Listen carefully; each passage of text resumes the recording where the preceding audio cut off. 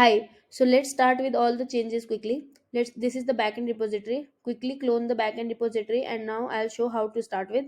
So first of all, go to this index.js. Inside this index.js, see this course thing in line number 32. Here in the origin thing, you need to put your React link. Now you can see my React app. Just a second. This is my React app. In the my React app is running on localhost 3000. So just go to this course thing, put localhost 3000 here. And another thing is, there is one function or call Google callback at line number 55. In this function you can see rest dot redirect at line number 62. So here you need to put the React link like this, http localhost 3000. Leave this this part, don't touch it, let it be same slash dashboard because it is a route. In this place you can put 3000. Suppose your app is running at 5000, to put is 5000 here and 5000 there as well.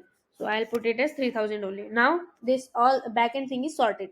Another thing is this, go to your front end repository. In the front end repository, go to source. In the source dashboard, in dashboard at line number 31, just remove this whatever it is. Let that slash fetch data be same because it is the route.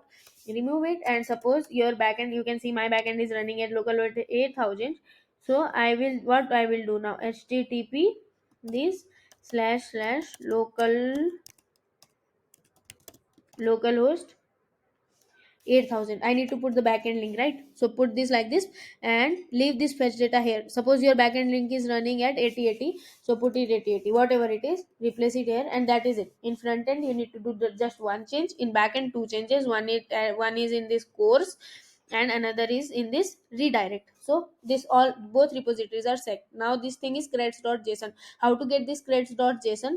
uh go to go to your Google developer console. In this console, go to this credentials screen initially, and in this credentials screen, this is your project. Open your project. In the project you have to put your backend links here. So this is, let's remove this because this is my hosted link. Suppose your backend link is http localhost 8000 or whatever. So mine is localhost 8000. So if I put 8000 here, and if I copy this, and I need to put it here as well. Here command me, leave this part, don't touch this urls of anything, just replace the code. Suppose it is here and this is here, both my backend links are put here. And then you need to click save. Once you click save, your app will work. I will not do anything because this will mess my things up. Now once you have saved this, go back and in this web.client, after saving, remember you have to do this after saving.